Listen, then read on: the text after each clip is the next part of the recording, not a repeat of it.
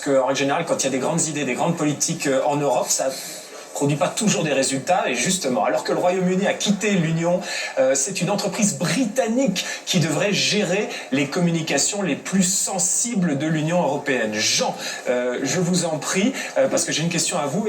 Pour vous, est-ce que ce contrat, eh bien, ce serait pas une forme d'entrave à l'autonomie stratégique tant désirée par Paris? Voici l'édito du tonton flingueur de la faute à l'Europe.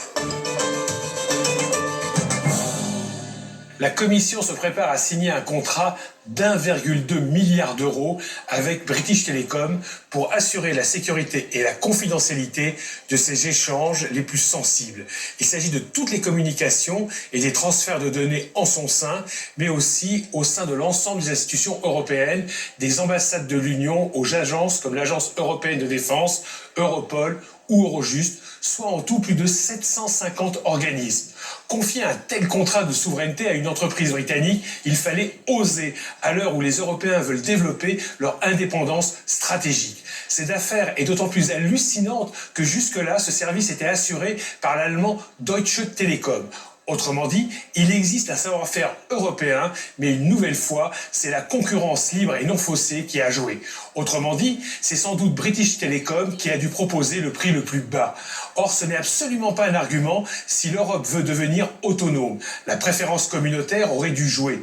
Imagine-t-on le gouvernement américain confier à une entreprise européenne la sécurité de ses communications? Poser la question, c'est y répondre. La Commission n'en est pas à son coup d'essai en matière de mondialisation heureuse et de vision béate des rapports de force géopolitiques.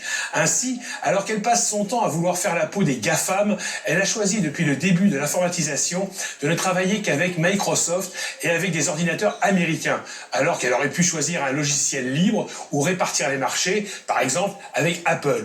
Autre exemple, la Commission a confié le lancement de la moitié des satellites Galileo, le GPS européen, à des fusées russes Soyouz, toujours au nom du moindre coût. Et ce, alors même que l'Europe dispose d'un lanceur maison Ariane. Le pire est qu'on n'a échappé que de justesse au lanceur chinois, Longue Marche, et encore uniquement parce que la France a hurlé. L'existence même de Galileo est un miracle. Ainsi, un commissaire européen allemand, le social-démocrate Günther Verheugen, avait jugé en 2007 qu'il s'agissait d'un projet stupide, puisque l'Europe pouvait utiliser le GPS américain. Bref, si le monde change rapidement, ce n'est manifestement pas le cas de la Commission. On se demande quand elle comprendra que l'Europe a des intérêts stratégiques et que le reste de la planète ne veut pas forcément son bien. Merci, cher Jean. Balázs Véghi, vous, en tant que Hongrois, qu'est-ce que vous en pensez du besoin d'autonomie stratégique? Je partage en fait cette approche. Je pense que c'est très important pour l'Europe de définir son rôle politique, même géopolitique. Je me souviens par exemple, dans les années 90, la guerre de Yougoslavie, juste au sud de la Hongrie. C'était terrible, ça durait 4 ans, 5 ans.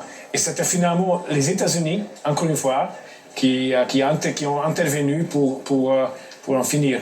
Et c'était l'incapacité de l'Europe, de l'Union européenne ou la communauté européenne à cette époque-là, d'agir. Donc il faudra, je pense, réfléchir sur des sujets comme ça. Et encore une fois... Et vous jouez le jeu de l'autonomie stratégique? Pardon? Votre équipement militaire, par exemple, il est américain ou il est européen? Toutes les deux. Ouais. Toutes les deux. Mais donc, il faut réfléchir sur ces questions-là. Ils sont des questions importantes, vraiment.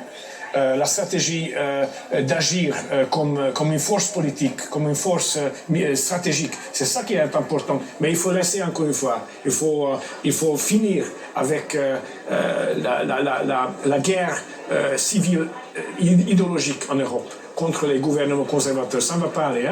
Il faut accepter que nous sommes différents. Il faut agir ensemble. Je vais rebondir sur l'édito de Jean. Je trouve qu'il est un peu dur. Alors c'est vrai qu'on a l'impression que la Commission européenne fait une petite rechute, mais enfin quand même globalement, ce qu'on observe depuis 2-3 ans, c'est que ce concept d'autonomie stratégique, il prend vie. Il est dans tous les esprits et tout le monde a compris qu'il fallait qu'il vive. Alors peut-être que c'est pas jusqu'aux derniers étages des derniers appels d'offres de la Commission européenne, mais le vent a tourné de ce point de vue-là. Pourquoi le problème, c'est que là, dans le fond du dossier, c'est que la Commission européenne, elle écrit mal, elle rédige mal ses cahiers des charges. C'est le prix. C'est l'argent du contribuable européen, le critère. Hein. Et donc, les technocrates de la Commission, ils se disent, c'est comme l'histoire des vaccins, on va nous reprocher d'avoir acheté ça trop cher. Mais je serais très favorable à envoyer l'ensemble des fonctionnaires de la Commission, franchement, dans les États membres, pendant 2-3 ans, qui voient le monde réel. Parce que ces gens vivent dans un autre monde. Nous sommes d'accord là-dessus. Et j'en ai marre de ces gens. Je veux dire, vous leur parlez... C'est un moment historique, nous sommes d'accord là-dessus. On peut pas terminer l'émission là-dessus, on peut pas assis. Qu'on les Vous acceptez qu'on termine l'émission sur un élu du Fidesz qui est d'accord avec le correspondant de Libération? On a un problème fondamental dans les institutions communautaires. Ce sont des gens hors sol, qui vivent dans un monde irréel et qui ne voient pas la vitesse avec laquelle le monde change. C'est vrai. Et moi, je me bats contre cette commission depuis 30 ans, parce que depuis 30 ans, c'est la même chose. Elle est toujours à contre-temps. Il y a un moment, il faut que ça change. Et les gens doivent être au contact des citoyens. Voilà. Le monde change effectivement très vite. Libération et le Fidesz sont d'accord. Enfin, Libération. L'antenne de Libération à Bruxelles. Merci.